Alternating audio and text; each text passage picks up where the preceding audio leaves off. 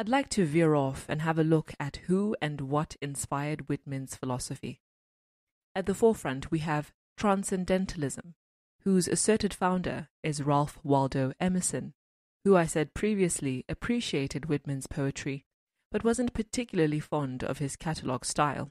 Emerson was an essayist, philosopher, slavery abolitionist, poet, and pastor for a time, and I'd like to discuss his poem Brahma. It is named after Brahman, which describes the highest universal principle in Hindu philosophy. Here's a little backstory on Emerson's philosophical transition from a Christian minister to transcendentalist. Having suffered much loss through the successive deaths of his brothers, his wife's death had a significant effect on his beliefs.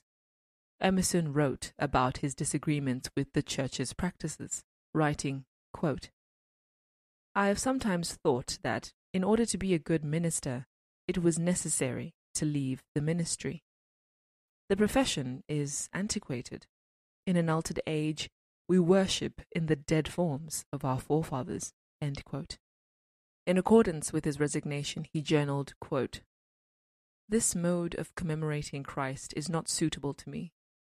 That is reason enough why I should abandon it."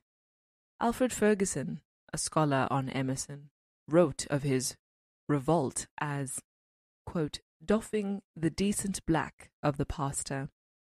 He was free to choose the gown of the lecturer and the teacher, of the thinker, not confined within the limits of an institution or a tradition."